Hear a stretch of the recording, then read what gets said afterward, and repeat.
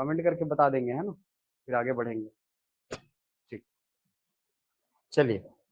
हाँ, तो मैं बोल रहा था कि एग्जाम जो है वो उसका नोटिफिकेशन कभी भी आए, ठीक है, आपको प्रिपेयर रहना है। क्योंकि एग्जाम जो है आप देखे हो व्यापम का ना एक अभी पैटर्न चल रहा है कि एग्जाम लेना है, नोटिफिकेशन देगा, महीने से 1.5 महीने का टाइम देगा, उससे ज्यादा टाइम नहीं दे रहा है ना। आपके शिक्षक भर्ती का सिलेबस ऐसा नहीं है कि छोटा मोटा सिलेबस है, अच्छा खासा सिलेबस है। आपको पूरा पेडागोजी अलग से पढ़ना है, आपको भाषा अलग से पढ़नी है, हिंदी अंग्रेजी। 50 नंबर तो यही है आपका, हिंदी और अंग्रेजी ही 50 नंबर का है। मैथ्स आपको पढ़ना है। इसके अलावा सहायक शिक्षक यदि पढ़ रहे हो तो उसमें पर्यावरण जैसे सब्जेक्ट भी पढ़ने हैं, क्योंकि ये ऐसे सब्जेक्ट हैं जहां से आप बाकी लोगों से प्लस हो सकते हो, आगे बढ़ सकते हो, है कि नहीं। जीएस वगैरह का बहुत बड़ा पोर्शन नहीं है, तो ये आपके लिए फायदा है। फायदा इस लिहाज से कहूंगा कि ये ऐसे पेपर हैं या ऐसे सब्जेक्ट हैं जिसमें यदि आपकी अच्छी खासी कमांड है तो मान के चलो कि आप ये एग्जाम आसानी से निकाल लोगे, है कि नहीं।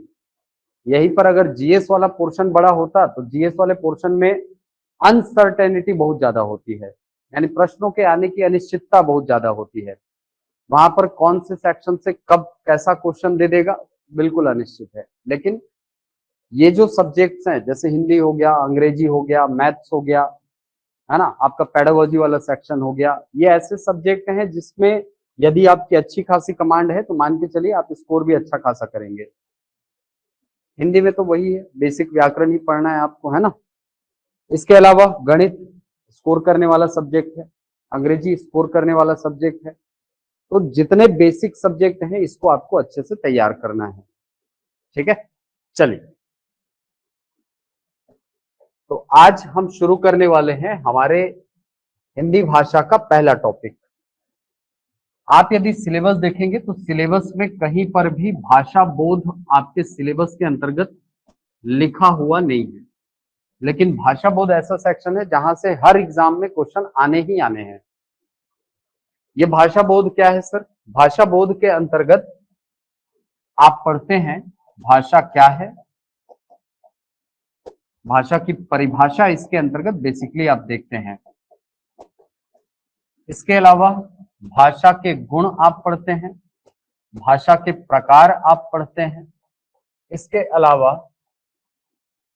हिंदी भाषा का विकास क्रम, हिंदी भाषा का विकास क्रम, और इसके साथ एक टॉपिक आता है हिंदी के संबंध में संवैधानिक प्रावधान, यानी हमारे कॉन्स्टिट्यूशन में क्या प्रोविजंस किए गए हैं भाषा से संबंधित। ये सारी चीजें हमको देखनी होती है। ये सिलेबस आपको ऐसे लग रहा होगा कि एकदम नया है सर, कभी सुने नहीं है, हो सकता है। लेकिन आप जब एग्जाम का पैटर्न देखेंगे तो हर साल इस पूरे सेक्शन से कम 1 से 2 क्वेश्चन आपको देता है। जैसे अभी पिछला एग्जाम जो हुआ उसमें आपने देखा होगा भाषा शब्द की उत्पत्ति किस धातु से हुई है, ऐसा क्वेश्चन आया हुआ था, है ना, जिसका आंसर लिया गया है क्या, भाष धातु। तो ये सारी चीजें कहां पर पढ़ने को मिलेंगी? ये सारी चीजें आपको पढ़ने को मिलेंगी भाषा बोध के अंतर्गत। क्योंकि अगर आप सीधे व्याकरण में जाएंगे तो वहां पर इन सारे प्रश्नों का उत्तर आपको नहीं मिलता है। इसके लिए आपको बेसिक जानकारी हिंदी के संबंध में या भाषा के संबंध में होनी चाहिए। चलिए, तो सबसे पहला टॉपिक है भाषा बोध, और भाषा बोध के अंतर्गत जो सबसे पहला सेक्शन देखने वाले हैं हम, वो है भाषा की परिभाषा। भाषा क्या है? भाषा क्या है? सबसे पहला प्रश्न यही आता है हमारे मन में कि भाषा क्या है। भाषा अभिव्यक्ति का एक माध्यम है। आपसे यदि मैं पूछूं भाषा क्या है तो आपका जवाब यही होगा कि भाषा क्या है, अभिव्यक्ति का माध्यम है। यानी एक ऐसा माध्यम जिसके द्वारा मनुष्य अपने मनोभावों को अभिव्यक्त करता है, उसे ही आप क्या कहते हैं, भाषा कहते हैं। ये जो भाषा शब्द है इसकी परिभाषा पहली बार दी गई है आचार्य पतंजलि की पुस्तक महाभाष्य में। आचार्य पतंजलि ने एक पुस्तक लिखी जिसका नाम क्या रखा गया था, महाभाष्य। हालांकि ये व्याकरण की पहली पुस्तक नहीं थी, व्याकरण की पहली पुस्तक मानी जाती है आचार्य पाणिनि द्वारा रचित अष्टाध्यायी। नाम सुना है आपने? हाँ, ये अष्टाध्यायी जो है ये विश्व में व्याकरण की पहली पुस्तक मानी जाती है। इसी अष्टाध्यायी पर टीका लिखने का काम किया था आचार्य पतंजलि ने, और उस किताब को नाम दिया था उन्होंने क्या, महाभाष्य। इसी महाभाष्य को आप जब पढ़ेंगे तो महाभाष्य के अंतर्गत आपको पहली बार परिभाषा मिलेगी भाषा की, भाषा की। और उसमें यह बताया गया है कि भाषा जो है ये भाष धातु से उत्पन्न होती है, भाष धातु से उत्पन्न होती है। और भाषा को परिभाषित करते हुए आचार्य पतंजलि का जो स्टेटमेंट है वो ये है, भाषम व्यक्तायाम वाची भावम मनेन उपजन्ते, भावम मनेन उपजन्ते।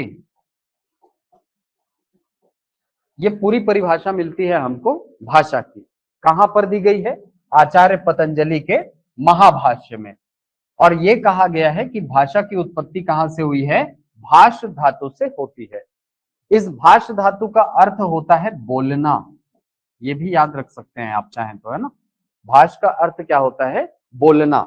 अब सर तो इसी भाष धातु के आधार पर ही परिभाषित किया गया है किसको, भाषा को। और कहा गया भाषम व्यक्तायाम वाची भावम मनेन उपजन्ते। तो कभी कभी क्वेश्चन जो है ये इस सेक्शन से उठाता है कि भाषम व्यक्तायाम वाची, यह परिभाषा किसके द्वारा दी गई है, किसके द्वारा दी गई है, आचार्य पतंजलि के द्वारा। महर्षि पतंजलि ने इसको पहली बार परिभाषित किया था। इसका अर्थ क्या हुआ सर, बहुत सरल संस्कृत है, क्या समझ रहे मैडम, क्या लिखा है ये, इसका अर्थ कुछ निकल रहा है, क्या निकल रहा है अर्थ, अरे इतना बेसिक संस्कृत है ये।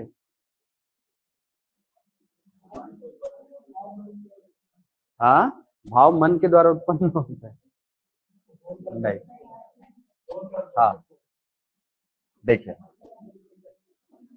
भाषा व्यक्त करती है बोलकर इसको, मन में उपजने वाले भावों को। कितनी सरल संस्कृत लिखी है भाई। संस्कृत की एक बड़ी खासियत होती है, उसमें शब्दों को आगे पीछे भी कर दो ना तो अर्थ नहीं बदलता है, ठीक है। जैसे मैं इसको भाषम व्यक्तायाम वाची है ना, इसी को वाची व्यक्तायाम भाषम लिख दूं तो भी सही है, अर्थ नहीं बदलता वहां पे, ठीक है। हाँ, तो यहां पर पतंजलि क्या कहते हैं भाषा में, कि भाषा अभिव्यक्ति का माध्यम है जो मन में उत्पन्न होने वाले भावों को बोलकर बोलकर अभिव्यक्त करती है, ठीक है। तो ये परिभाषा दी गई किसके द्वारा, आचार्य पतंजलि के द्वारा। इसको चाहे तो आप लिख सकते हैं, है ना। बोलने का तरीका, ठीक, रिज्वाइन करके देखिए भाई, है ना। रामकृष्ण, यदि आपको लग रहा है कि आवाज कम है तो आप रिज्वाइन करके देखिए, है ना। सर पाणिनि कौन है, पाणिनि जो है ना ये भाषा के पहले वैयाकरण माने जाते हैं। पूरी दुनिया में यदि कोई भाषा है जिसका व्याकरण लिखा गया हो तो वो संस्कृत है, और उस संस्कृत का व्याकरण पहली बार जिसने लिखा था वो थे आचार्य पाणिनि, ठीक है। हिंदी में नहीं, हाँ देखिए, ये परिभाषा ये बोल रही है कि भाषा अभिव्यक्ति का माध्यम है जो मन में उत्पन्न होने वाले भावों को बोलकर अभिव्यक्त करती है, ठीक है हर्ष, ओके सर। तो ये तो हो गई परिभाषा की बात, है ना, कि भाषा जो है वो ये शब्द भाषा शब्द आया कहां से है? तो ये आया कहां से है? संस्कृत के भाष धातु से। ये संस्कृत का धातु है, याद रखेंगे इसको, है ना। संस्कृत का धातु है जिसका अर्थ होता है क्या? बोलना। अब यदि हम भाषा के गुण की बात करें तो भाषा का पहला गुण होता है कि भाषा सदैव परिवर्तनशील होती है। यानी भाषा की परिवर्तनशीलता इसका आवश्यक गुण है। परिवर्तनशीलता, भाषा कैसी होती है? परिवर्तनशील होती है, बदलती रहती है भाषा। क्यों बदलती रहती है सर? इसके बदलाव के बहुत सारे कारण हैं, जिसमें से 3 कारण को आपको पढ़ना होता है। परिवर्तनशीलता का पहला कारण होता है, देखो भाषा की परिवर्तनशीलता बोलने का मतलब ये नहीं कि आप यहां अंग्रेजी बोल रहे हो वहां हिंदी बोलने लग गए, नहीं, ऐसा नहीं। यहां पर परिवर्तनशीलता का मतलब है कि एक ही भाषा जो है वो धीरे धीरे धीरे धीरे करके परिवर्तित होती है। एक चीज हमेशा याद रखना, भाषा कोई भी हो वो कभी भी अचानक से उत्पन्न नहीं होती है, अचानक से कभी पैदा नहीं होती है। भाषा का एक निश्चित विकास क्रम होता है, और वो जो विकास क्रम है उसका आधार होता है भाषा की परिवर्तनशीलता। यदि भाषा में परिवर्तनशीलता ना हो, भाषा में बदलाव जैसा गुण ना हो, तो भाषा तो स्थायी हो गई। फिर आज भी हम संस्कृत बोलते हैं, नहीं बोलते हैं? नहीं बोलते क्या? आज भी संस्कृत बोलते हैं, लेकिन आज संस्कृत बोलते हैं क्या? नहीं सर, 0.01% लोग भी संस्कृत नहीं बोलते आज की डेट में भारत में, है कि नहीं? कारण क्या है सर? कारण ये है कि आप कोई भी भाषा हो, है ना, कहीं के भी निवासी हो, कोई भी भाषा बोलते हो, हमारी एक ये प्रवृत्ति होती है कि हम कभी भी कठिन शब्दों का उच्चारण नहीं करते हैं, हम सरल रूप में उच्चारित करना चाहते हैं, है कि नहीं? और ये हमारी प्रवृत्ति भाषा को सरल बनाती जाती है। अब जाहिर सी बात है, अगर मैं किसी चीज को कठिन से सरल कर रहा हूं तो जाहिर सी बात है उसके स्वरूप में क्या होगा? परिवर्तन होगा, है कि नहीं? और ये परिवर्तनशीलता का कारण होता है। ठीक, चलिए सर मुझे हिंदी ग्रामर की बुक लेनी है, कौन सी बुक लेनी है? विनय कुमार पाठक की किताब ले लीजिए, है ना। हाँ सर, वोकैबुलरी बदलता, बिल्कुल बदलेगा, दूसरे समय जगह के हिसाब से। ठीक, हाँ, तो हम भाषा के पहले गुण की बात कर रहे हैं। तो भाषा का पहला गुण क्या है? परिवर्तनशीलता। ये परिवर्तनशील क्यों होती है सर? देखिए, भाषा की परिवर्तनशीलता के 3 प्रमुख कारण हैं।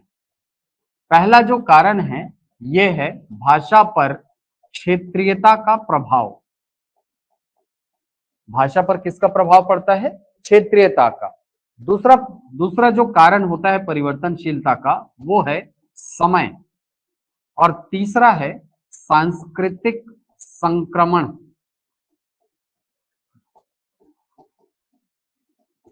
सांस्कृतिक संक्रमण, ये 3 कारण होते हैं जिसके कारण भाषा अपने स्वरूप में परिवर्तन करती है, या किसी भी भाषा के स्वरूप में परिवर्तन होने के ये 3 प्रमुख कारण होते हैं। पहला कारण क्षेत्रीयता। क्षेत्रीयता से कैसे प्रभावित होती है सर भाषा? देखिए, एक ही भाषा अलग अलग क्षेत्रों में अलग अलग रूपों में बोली जा सकती है। जैसे जैसे आप हिंदी बोलते हैं तो हिंदी जो है ये अपने अलग अलग क्षेत्र के हिसाब से अलग अलग तरीकों से बोली जाती है। जैसे आप जो हिंदी बोलते हैं वो हिंदी गुजराती यानी गुजरात वाले राज्य में बोली जा रही हिंदी से अलग होगी, बोली जाती है ना, वहां पर की हिंदी आप सुनना थोड़ी सी अलग होगी। हरियाणा वालों की हिंदी सुनिएगा, वहां पर की हिंदी अलग होगी आपसे। बंगाल वालों की हिंदी सुनिएगा, वहां की हिंदी आपसे अलग होगी। यानी हिंदी सब बोल रहे हैं, लेकिन क्षेत्रीयता के कारण उस मूल भाषा के स्वभाव में या उसके टेक्सचर में क्या हो गया है? परिवर्तन हो गया है। यह है भाषा पर प्रभाव किसका? क्षेत्रीयता का। एक ही भाषा अलग अलग क्षेत्रों में अलग अलग रूपों में बोली जाती है, अलग अलग रूपों में हमको दिखती है। ये भाषा पर किसके प्रभाव को दिखाता है? क्षेत्रीयता के प्रभाव को। क्लियर है? आगे, भाषा पर प्रभाव पड़ता है किसका? समय का। समय के कारण भी भाषा प्रभावित होती है। कैसे प्रभावित होती है सर? देखिए, समय के कारण भाषा का जो परिवर्तन है इसके पीछे होती है हमारी मानवीय प्रवृत्ति। हमारी मानवीय प्रवृत्ति, जैसा मैंने आपको अभी बताया, हमारी मानवीय प्रवृत्ति जो है, हमारी नेचुरल टेंडेंसी क्या होती है कि हम किसी भी शब्द को कठिन रूप में उच्चारित नहीं करना चाहते हैं, है कि नहीं? हम शब्दों को सरल रूप में अपने तरीके से ढाल करके उसका उच्चारण करना चाहते हैं। इसके कारण क्या होता है सर? इसके कारण जो भाषा मूल रूप में है उसका स्वरूप क्या हो जाता है? बदल जाता है। जैसे आज भी आप गांव साइड जाएंगे तो गांव साइड आज भी क्रिकेट को क्रिकेट ही बोलते हैं, सुने हो कि नहीं? काबर होते हैं, काबर की वो गांव वाला मन ला क्रिकेट बोलना ज्यादा आसान लगते बनिस्बत क्रिकेट बोले के। क्रिकेट बोलना कठिन है, क्रिकेट बोलना सरल है, इसीलिए वो क्रिकेट बोलते हैं, है कि नहीं? आज भी सुनोगे आप, जैसे वो गर्मी के टाइम में फल खाते हो, एक छिंद बोलते हैं, जान रहे हो? छिंद, ये मूल रूप में है छिंद, लेकिन आप जब अपने दोस्त को बोलोगे क्या, चल छिंद तोड़ने जाएंगे, छिंद, छिंद नहीं बोलोगे, क्या बोलोगे? छिंद तोड़ने जाएंगे। ये द आप लोपित कर देते हो, हटा देते हो यहां से, है कि नहीं? ये क्या है? ये प्रभाव है आपके आपके प्रकृति का, आपके स्वभाव का कारण है। ये आपके स्वभाव के कारण वो शब्द जो है वो अलग रूप में उच्चारित होने लग गया, हो गया ना? अब खुद सोचो, हमारी हिंदी जो है वो तो आई है कहां से? संस्कृत से।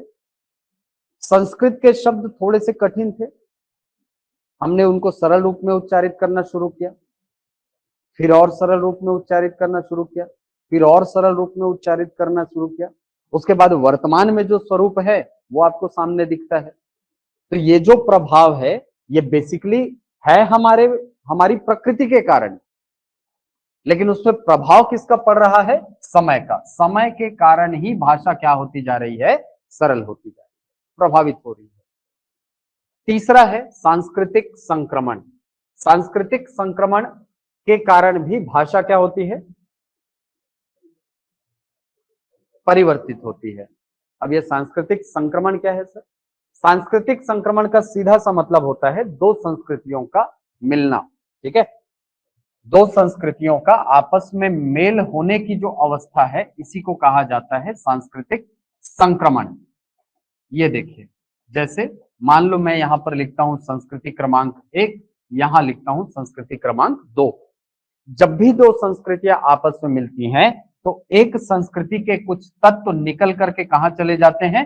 दूसरी संस्कृति में, और दूसरी संस्कृति के कुछ तत्व निकल करके कहां आ जाते हैं?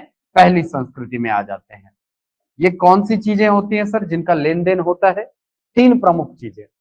पहली चीज रीति रिवाजों का लेन देन होता है।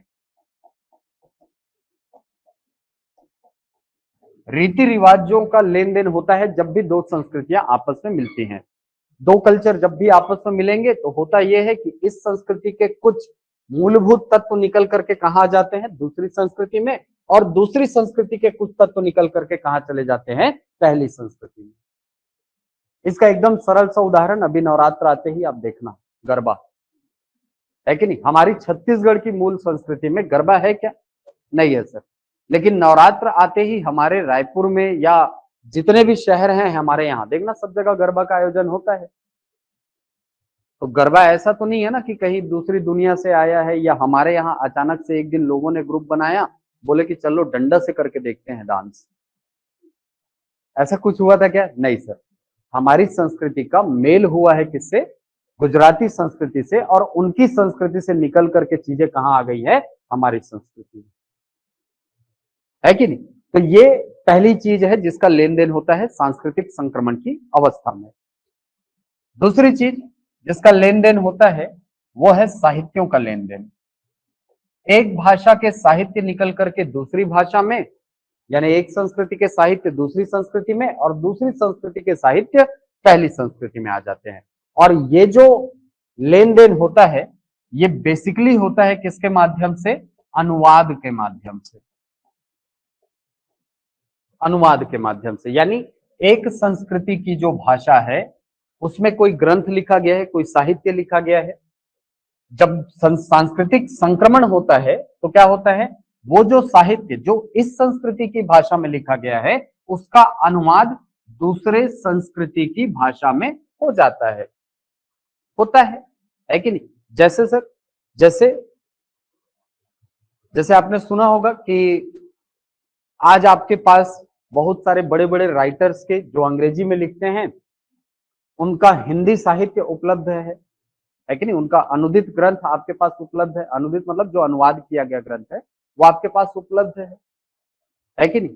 अंग्रेज जब हमारे यहाँ आए तो उन्होंने बहुत सारे साहित्यों को अपनी भाषा में लेकर के चले गए। किस माध्यम से लेके गए होंगे सर? अनुवाद के माध्यम से। संस्कृत उनको थोड़ी कहाँ समझ आती है, आती क्या समझ में? नहीं आती है सर। हमको कहाँ अंग्रेजी आती थी? आती थी क्या? नहीं आती थी सर। अंग्रेजी आती तो फिर जहांगीर खटपिट खटपिट करता अंग्रेजी में, है कि नहीं? लेकिन हाँ, वो नहीं किया था खटपिट खटपिट, है कि नहीं? ठीक।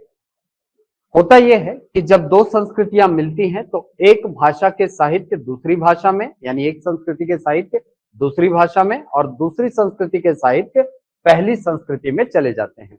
होता है ये, ठीक है? और ये किसके माध्यम से होगा? अनुवाद के माध्यम से। जैसे आपने अंग्रेजों का उदाहरण लिया, अंग्रेजों के बहुत सारे साहित्य आज हमारे पास उपलब्ध हैं, हिंदी में ट्रांसलेटेड अनुवादित ग्रंथ हमारे पास हैं। अंग्रेज जब हमारे यहाँ आए तो उन्होंने हमारे बहुत सारे साहित्यों को अंग्रेजी में अनुवाद किया। इसी श्रृंखला में सबसे पहला ग्रंथ जो अंग्रेजी में अनुवाद किया गया था उसका नाम था अभिज्ञान शाकुंतलम। नाम सुना? किसने लिखी है? अरे बहुत बढ़िया, अभिज्ञान शाकुंतलम। ये पहली किताब थी जो अंग्रेजी में अनुवाद की गई थी, अभिज्ञान शाकुंतलम। ठीक है? इसमें वही शकुंतला की कहानी है जिनके बेटे भरत के नाम पर भारत पड़ा है, हमारे देश का नाम। ठीक है? तो शकुंतला की कहानी अभिज्ञान शाकुंतलम में कालिदास की मूल रचना थी, संस्कृत में लिखी गई थी, इसको अनुवाद कर दिया गया किसमें? अंग्रेजी भाषा में। इसी में आप नाम सुनते हैं विल्किंसन का। विल्किंसन ने महाभारत को अनुवाद किया था अंग्रेजी में, उनका भी नाम सुना होगा आपने, है ना? विल्किंसन ने महाभारत को क्या किया? अनुवाद करके अंग्रेजी भाषा में लेकर के चला गया। इसके अलावा सर, इसके अलावा इतिहास में और पीछे जाएंगे तो दारा शिकोह जैसा एक राजकुमार मिलेगा। दारा शिकोह सुना है आपने? कौन था दारा शिकोह? औरंगजेब के काका बड़ा में कुछ लगा है क्या? सग्गा भाई था, सग्गा बड़ा भाई था औरंगजेब का। ठीक है? 4 भाई थे, औरंगजेब 3 जन को मरवा दिया था। ठीक है? हाँ, दारा शिकोह जो था उसने भारतीय जो उपनिषद थे, उपनिषदों को फारसी भाषा में अनुवाद किया था और उस साहित्य का नाम रखा था उसने सिर्र ए अकबर। सिर्रे अकबर के नाम से अनुवाद किया था किसको? उपनिषदों को। ठीक है? ये जीके में या जीएस वाले पोर्शन में कभी कभी पूछता है। उसकी 2 किताबें बड़ी फेमस है, एक तो सिर्रे अकबर, दूसरी मजमुउल बहरीन। ठीक है? यानी 2 समुद्रों का मेल, 2 संस्कृतियों का मेल उसने बताया है। और पीछे जाएंगे इतिहास में तो हमको अकबर मिलता है। अकबर के काल में एक फैजी नाम का दरबारी था, सुने हो नाम? फैजी। फैजी की अध्यक्षता में उसने अनुवाद विभाग की स्थापना की थी, ये भी सुना होगा। ठीक है? तो ये क्वेश्चन भी आता है कि अकबर द्वारा बनाए गए अनुवाद विभाग का अध्यक्ष कौन था? फैजी था। और पीछे जाओ आप इतिहास में, और पीछे जाओगे तो अलबरूनी वगैरह मिलते हैं। अलबरूनी वगैरह ने भी बहुत सारे साहित्य हमारे देखे थे। बहुत, वो संस्कृत का बड़ा ज्ञाता आदमी हो गया था यहाँ पढ़ पढ़ के। ठीक है? तो हो क्या रहा है सर? 2 संस्कृतियां आपस में मिल रही हैं, 2 संस्कृतियों का मेल हो रहा है और इस मेल के फलस्वरूप एक भाषा के जो साहित्य है वो कहां जा रहे हैं? दूसरी भाषा में। आज आप देख लो, फारसी भाषा में लिखी गई किताबों का हिंदी अनुवाद है कि नहीं आपके पास? आज आप कुरान शरीफ पढ़ सकते हो, पढ़ सकते हो हिंदी में। आपको नहीं आती अरबी, आपको नहीं आता उर्दू, आप पढ़ सकते हो उसको किसमें? हिंदी भाषा में पढ़ सकते हैं। ठीक है? ये क्यों संभव हो पाया? ये इसलिए संभव हो पाया क्योंकि आप एक संस्कृति के साहित्य को दूसरी संस्कृति में और दूसरी संस्कृति के साहित्य को पहली संस्कृति में ला रहे हैं। किस माध्यम से? अनुवाद के माध्यम से। ठीक है, क्यों करवाया था सर, क्या करवाया था, अनुवाद, अनुवाद क्यों करवाया था, होता है, ठीक है, कई सारे साहित्य, अच्छा मरवाया क्यों था, अरे उत्तराधिकार का युद्ध पढ़ते हो भाई, इतिहास जब पढ़ोगे ना तो उत्तराधिकार का युद्ध चलता है उसमें, है ना, सामूगढ़ का युद्ध, देवराय का युद्ध, बहुत सारे युद्ध है ना, दारा शिकोह और वो दोनों परस्पर बट जाते हैं, शाहजहां के बेटे हैं ना दोनों, शाहजहां जो रहता है ना वो थोड़ा सिधवा टाइप का रहता है, पागल रहता है वो, है ना, पैसा कौड़ी सब लुटा दिया है, कहाँ, ताजमहल में, है नहीं, अब बेटे लोग इस बात पे लड़ रहे हैं कि अब बचा खुचा जो है उसको मत लुटा दे, है ना, तो इसीलिए उत्तराधिकार का युद्ध चलता है औरंगजेब और दारा शिकोह के बीच।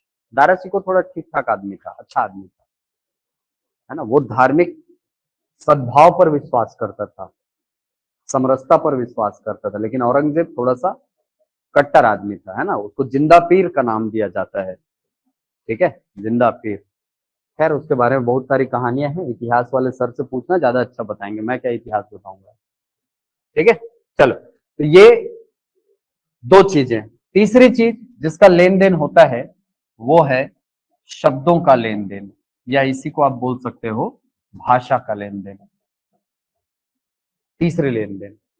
तो ये तीन चीजें जो हैं इनका लेन देन होता है सांस्कृतिक संक्रमण की अवस्था में। रीति रिवाज समझ आया कैसे जाते हैं, अरे शादी ब्याह में देखे हो तुम अनहा, छत्तीसगढ़ में पहले 10 साल पहले या 5-7 साल पहले शादी अटेंड किए थे, वो चुनरी धरे वाला रस्म था, आज है, कहां से आया, दूसरी संस्कृति से मेल हुआ है, सीख गए हैं उसको, है कि नहीं, ठीक है, नहीं तो हम तो बाप पुरख हम नहीं जाना था। हाँ, चलिए, तो रीति रिवाजों का लेन देन होता है, दूसरा साहित्यों का लेन देन होता है, तीसरा है शब्दों का लेन देन, या जिसको आप बोल सकते हैं भाषा का लेन देन। ये सबसे इंपॉर्टेंट है, भाषा का लेन देन, क्योंकि यहीं से कॉन्सेप्ट आता है आपका विदेशज शब्दों का, विदेशज शब्दों का। बहुत सारे ऐसे शब्द होते हैं, है ना, सांस्कृतिक संक्रमण की अवस्था में ऐसा होता है कि बहुत सारे ऐसे शब्द होते हैं जो एक संस्कृति से निकलकर दूसरी संस्कृति में, यानी एक भाषा से दूसरी भाषा में, और बहुत सारे शब्द दूसरी भाषा से पहली भाषा में आ जाते हैं। जैसे आप हिंदी के ही शब्दों को देखिए, हिंदी भाषा को ही यदि आप ध्यान से देखेंगे तो इसमें हम जाने अनजाने दिन भर में इतने विदेशी शब्दों का प्रयोग करते हैं कि हम गिन भी नहीं सकते उनको, गिन सकते हैं, हर एक लाइन में कोई ना कोई, ये देखो लाइन आ गया ना, हर एक लाइन में कहीं ना कहीं एक ना एक विदेशज शब्द छुपा होगा, होता है, और ये विदेशज शब्द इस तरीके से हमारी भाषा में घुल मिल जाते हैं कि हम उनका हिंदी अनुवाद करना भी नहीं चाहते हैं। बहुत सारे शब्द होते हैं, जैसे सुबह उठे सबसे पहले क्या चाहिए, बेड में चाय चाहिए सर, चाय चीनी भाषा का शब्द है।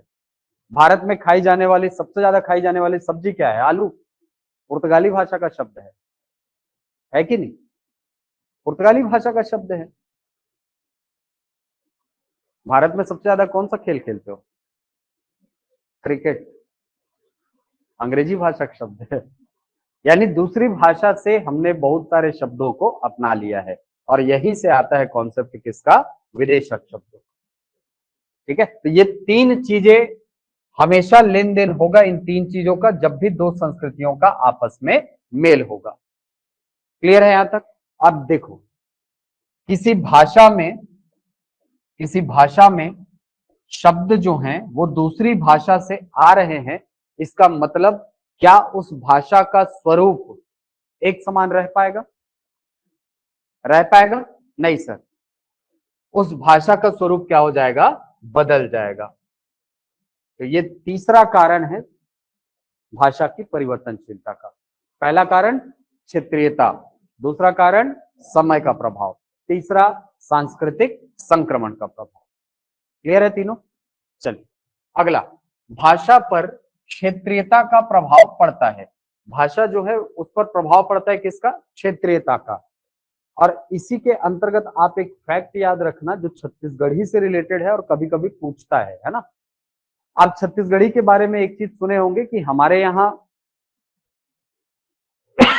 छत्तीसगढ़ी जो है ये अलग अलग रूपों में बोली जाती है कि नहीं, जिसको जॉर्ज ग्रियर्सन 9 भागों में बांटा था और डॉक्टर नरेंद्र देव वर्मा ने इसको 10 भाग में बांटा। यानी छत्तीसगढ़ी के कितने स्वरूप मिलते हैं हमको? 10 स्वरूप देखने को मिलते हैं। इसमें कभी कभी आपको पूछता है कि पूर्वी छत्तीसगढ़ी और पश्चिमी छत्तीसगढ़ी का नाम क्या है। ठीक, रिजॉइन करके देखिए ममता। ठीक है, ये कैसे होता है सर? देखिए, कोई भी भाषा हो, कोई भी बोली हो, उनके बारे में एक चीज हमेशा याद रखना, वो हमेशा अपने आसपास बोली जा रही भाषाओं और बोलियों से प्रभावित होती है। ठीक, अब छत्तीसगढ़ का यदि पूर्वी हिस्सा देखें तो ये कौन से राज्य से जुड़ता है? उड़ीसा से जुड़ता है ना। ठीक है, उड़ीसा हो गया वैसे वो, उड़ीसा। ठीक है, यहां तक जुड़ रहा है ये। तो ये वाला जो भाग है इस पर प्रभाव किसका पड़ेगा?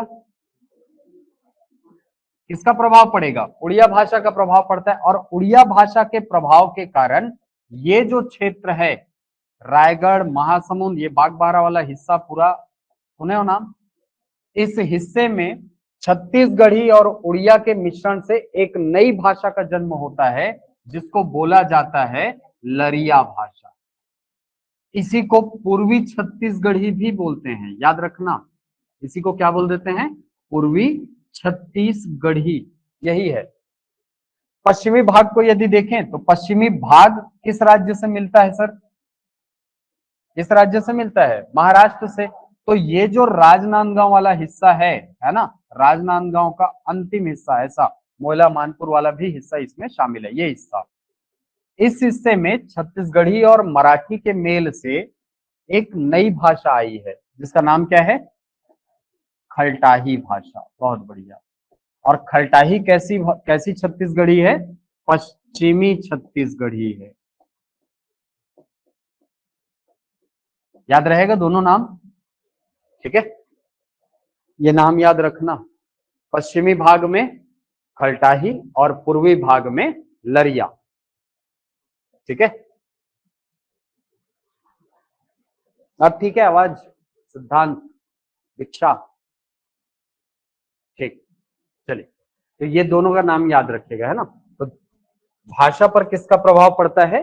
क्षेत्रीयता का प्रभाव पड़ता है। इसीलिए तो आप देखते हो हिंदी का स्वरूप जो है ये अलग अलग क्षेत्रों में अलग अलग रूपों में हमको दिखाई पड़ती है कि नहीं। एक ही शब्द अलग अलग क्षेत्र में अलग अलग तरीके से बोली जाती है। हम लोग रोटी बोलते हैं, पंजाब वाले रोटी बोलते हैं, हरियाणा वाले रोटी बोलते हैं, दिल्ली वाले रोटी बोलते हैं। सड़क बोलते हो, वो सड्डक बोलते हैं, है कि नहीं। शब्द वही है, उस शब्द के द्वारा इंगित की जाने वाली वस्तु भी वही है, शब्द का स्वरूप बदल गया है। और ये प्रभाव किसके कारण हुआ? क्षेत्रीयता के कारण। क्योंकि उनके क्षेत्र में बोली जा रही भाषा जो है उसने क्या कर दिया है? हिंदी को प्रभावित कर दिया है। ठीक, चलिए। तीसरा, भाषा में गुण होता है किसका? यादृच्छिकता का। इस यादृच्छिकता को आपको समझना होगा। ये यादृच्छिकता क्या है सर? एक चीज हमेशा याद रखना, दुनिया की हर भाषा, यहां पर केवल हिंदी या संस्कृत की बात नहीं हो रही है, दुनिया की हर भाषा में यादृच्छिकता का गुण पाया जाता है। और ये जो यादृच्छिकता है ये हमको दो रूपों में दिखाई पड़ती है। हर भाषा यादृच्छिक होती है भाई, है ना। हर भाषा यादृच्छिक होती है। और ये जो यादृच्छिकता है ये दो रूपों में दिखती है हमको। पहला चीज, पहली प्रकार की यादृच्छिकता, हर भाषा में हर वस्तु का एक नाम होता है कि नहीं। हर भाषा में हर वस्तु का एक नाम होता है, ये अपने आप में यादृच्छिकता है। ठीक है, जैसे वो जहां से हवा आती है वो क्या है? खिड़की है। खिड़की है हिंदी में, वही चीज अंग्रेजी में क्या है? विंडो है। वस्तु तो वही है ना। हाँ, ये जो घूम रहा है हिंदी में पंखा है, और यही वस्तु अंग्रेजी में जिस पे बैठे हो, हिंदी में कुर्सी, और अंग्रेजी में वस्तु तो वही है ना। तो हर वस्तु का हर भाषा में एक नाम होना, ये यादृच्छिकता है। ठीक है, इसको चाहो तो लिख सकते हो ना, हर भाषा में हर वस्तु का नाम होना, ये पहले प्रकार की यादृच्छिकता है। ठीक है, ये पहले प्रकार की यादृच्छिकता है कि हर भाषा में हर वस्तु का एक नाम है। दूसरे प्रकार की यादृच्छिकता क्या है सर? दूसरे प्रकार की यादृच्छिकता है कि किसी वस्तु का नामकरण करने के पीछे कोई तर्क नहीं होता है। ठीक है, वस्तुओं के, या सीधे लिखें, नामकरण के पीछे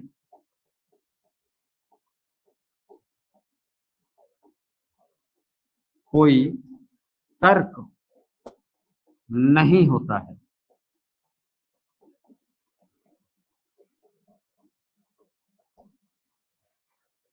कुर्सी को कुर्सी ही क्यों बोलते हैं?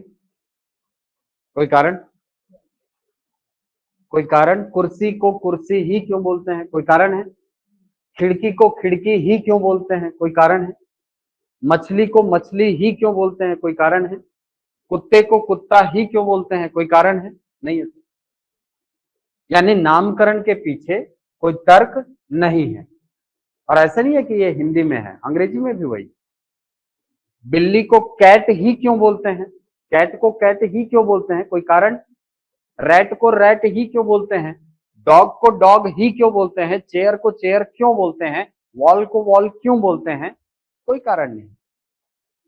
तो नामकरण के पीछे तर्क का अभाव होना, ये भी क्या है? यादृच्छिकता है। तो यादृच्छिकता हमको भाषा में, और ये दुनिया की हर भाषा में होगी ना, दुनिया की हर भाषा में यादृच्छिकता पाई जाती है। अगर दुनिया की भाषाओं से यादृच्छिकता को हटा दिया जाए, यादृच्छिकता को अंग्रेजी में बोला जाता है रैंडमनेस। रैंडम आपने नाम दे दिया है। यदि भाषा से आपने रैंडमनेस हटा दिया, भाषा से आपने रैंडमनेस नाम की चीज हटा दिया, तो क्या होगा? पूरी दुनिया की भाषा एक हो जाएगी। ये वस्तु जो हिंदी में कुर्सी है, अंग्रेजी में चेयर है, वो उसको केवल एक ही शब्द से संबोधित किया जाएगा फिर। ठीक है, चलिए, तो ये है यादृच्छिकता का होना। क्या नहीं समझ आ रहा है काजल? लेट से ज्वाइन थोड़ी क्यों काजल, क्या नहीं समझ आ रहा है बताएंगे आप? बाकी लोग को भी दिक्कत हो रही है? समझ नहीं आ रहा है? नया चीज है। हाँ, नहीं आ रहा है समझ में? कोई दिक्कत नहीं है ना? आ रहा है ना? हम्म। हम्म। ठीक, चल। तो ये हो गई रैंडमनेस की बात, यादृच्छिकता की बात। यादृच्छिक है हर भाषा। ठीक है, मीनिंग बताया, मीनिंग तो बताया मैं। यादृच्छिकता, यादृच्छिकता का मतलब होता है रैंडमनेस। ठीक है, आप किसी चीज को रैंडमली करते हैं। जैसे आप गणित में, गणित वाले पढ़े हैं, गणित पढ़े हैं आपने, बेसिक गणित पढ़ा है। बेसिक गणित में ना प्रायिकता वाला एक यूनिट होता है। ठीक है, प्रोबेबिलिटी का। उसमें एक क्वेश्चन होता है। क्या क्वेश्चन होता है? एक थैला जिसमें लाल गेंद, हरी गेंद, पीली गेंद, सफेद गेंद भरी हुई है। एक व्यक्ति हाथ डालकर 4 गेंदें निकालता है। क्या प्रायिकता है ना? कैसे निकालता है? और यादृच्छया निकालता है। रैंडमनेस मतलब रैंडम कोई भी आ सकता है, उसको पता नहीं है, वो ऐसे चुन के नहीं उठा रहा है, वो रैंडम बस डाला उसने और उठा लिया। तो क्या प्रायिकता होगी कि चारों गेंदें हरी हो? ऐसा क्वेश्चन पढ़ा होगा आपने, है ना? ठीक है, ये वैसा ही चीज है। रैंडमली आपने उसको क्या कर दिया, यानी हर भाषा में हर वस्तु का एक नाम होना, आपने बस उसको रैंडमली नाम दे दिया है। ठीक है, उसके पीछे क्या कारण है ये नहीं सोचा। आपने क्या किया? उसको केवल नाम दे दिया है। कुर्सी को कुर्सी ही क्यों बोलते हैं? कोई कारण नहीं। कोई कारण है? नहीं है सर कारण। यानी रैंडमली आपके मन में आया और आपने उस वस्तु को वो नाम दे दिया। ठीक है, तो इसी को बोला जाता है यादृच्छिकता। ठीक, इसमें क्वेश्चन किस टाइप का पूछा जाएगा देखिए। क्वेश्चन का जो लेवल होगा, ये क्वेश्चन अगर इस सेक्शन से पूछता है, इस सेक्शन से, तो वो डायरेक्ट स्टेटमेंट वाले क्वेश्चन ही देगा। ये मान के चलिए, अगर इस सेक्शन से क्वेश्चन दे रहा है तो वो स्टेटमेंट वाले ही क्वेश्चन देगा। ठीक है, और ये सारे जो शब्द है ना, ये बड़ा परेशान करते हैं। फिर लास्ट में होता है, अरे सर ये क्या होता है, हमको समझ ही नहीं आया क्वेश्चन, इसलिए पढ़ाना है। ठीक है, चलिए अब समझ आ गया यादृच्छिकता क्या है। ओके सर, एक गुण, चौथा गुण, चौथा की तीसरा, चौथा गुण है ना। भाषा का एक गुण ये होता है कि भाषा जो है ये कठिन से सरलता की ओर अग्रसर होती है ना, यानी कठिनता से सरलता की ओर अग्रसर होती है। कहने का मतलब सर, भाषा निरंतर क्या होती जाती है, भाषा कैसी होती जाती है, सरल होती जाती है। भाषा का स्वरूप हमेशा कठिन नहीं रहता, हर भाषा धीरे धीरे धीरे धीरे क्या होती जाएगी, सरल होती जाएगी। ये जो सरलता है ये बेसिकली किसके आधार पर होता है, उच्चारण के आधार पर, उच्चारण की सरलता के आधार पर इसको ये गुण दिया गया है। ठीक है, ये गुण जो है वो किसके आधार पर है, उच्चारण की सरलता के आधार पर। और चूंकि भाषा सरल होती जाती है, इसीलिए कबीरदास एक स्टेटमेंट देते हैं। क्या कहते हैं कबीरदास, कि भाषा बहता नीर है। भाषा क्या है, बहता नीर है। ये स्टेटमेंट किसका है, कबीरदास का है। ठीक है, और कबीरदास ने ही तो बोला है यार, कोस कोस में पानी बदले और चार कोस में बानी। यानी ये भाषा पर किसके प्रभाव को दिखाता है, क्षेत्रीयता के प्रभाव को। कोस कोस में पानी बदलेगा और चार कोस में भाषा का स्वरूप बदल जाएगा। कबीरदास किसको इंगित कर रहे हैं, भाषा पर क्षेत्रीयता के प्रभाव को। ठीक, ये क्वेश्चन आता है कि किसने भाषा को बहता नीर कहा है, किसने कहा है, कबीरदास ने कहा है। ठीक है, दोनों में काम आएगा धनेश्वर। ठीक है, चलिए पांचवा गुण, पांचवा गुण क्या है सर, कि भाषा का, हर भाषा का निश्चित ध्वनि चिन्ह होता है।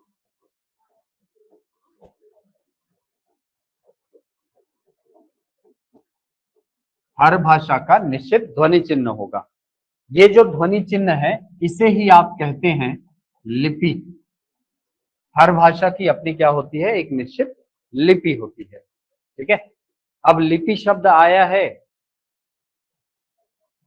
अब लिपि शब्द आया है तो आपको पता होना चाहिए हिंदी कौन सी लिपि में लिखी जाती है, देवनागरी लिपि में लिखी जाती है। ठीक है, इस देवनागरी का या देवनागरी लिपि जो है इसका विकास कहां से हुआ है, ब्राह्मी लिपि से हुआ है। याद रखना, ब्राह्मी लिपि, ब्राह्मी लिपि बदलती है गुप्त लिपि में, गुप्त लिपि बदलती है नागरी लिपि में, और नागरी लिपि अंततः बदल करके किस रूप में आती है, देवनागरी। तो ये सीक्वेंस आप अच्छे से याद रखना। ठीक है, तो ब्राह्मी, ब्राह्मी से गुप्त, गुप्त से नागरी और नागरी से देवनागरी। ठीक है, सर लिपि क्या है, लिपि ध्वनि चिन्ह है। सर कितनी लिपियां होती है, लिपियां तो बहुत सारी हैं, किस भाषा की लिपि बताएं आप। ठीक है, आपका नेटवर्क इश्यू है क्या दुर्गेंद्र, किसका अर्थ, नीरू किसका अर्थ जानना है भाई, पूछो। देवनागरी का अर्थ देवनागरी नाम है किसका, हमारी लिपि का, हमारी लिपि का नाम है ये। ठीक है, हाँ उसके लिए आप बात कर लीजिए, है ना संध्या। ठीक, तो हर भाषा का क्या होता है, एक निश्चित ध्वनि चिन्ह होता है, इसको याद रखेंगे। चलिए, तो अभी आज की क्लास में इतना ही पढ़ते हैं। अगली क्लास में हम देखेंगे भाषा के गुण, भाषा के गुण हमने देखा है ना, भाषा के प्रकार देखेंगे, हिंदी भाषा का विकास क्रम देखेंगे, और हिंदी भाषा के संबंध में या भाषा के संबंध में जो संवैधानिक प्रावधान किए गए हैं उस पर हम चर्चा करेंगे। ठीक है, और सर ने आपको बताया होगा कि अभी मैं कुछ दिनों तक नहीं रहूंगा, तो कल से आपकी ऋषि सर की क्लास आपकी कंटिन्यू रहेगी, है ना। छत्तीसगढ़ वाला सेक्शन आपका कंटिन्यू हो जाएगा कल से। क्लास कब तक रिकॉर्ड मिलेगा, आप उसके लिए उड़ान के नंबर पे कॉल करके पता कर लीजिए, है ना टिकेश्वर। हाँ, हर भाषा की अपनी लिपि होती है। थैंक यू भाई संजय।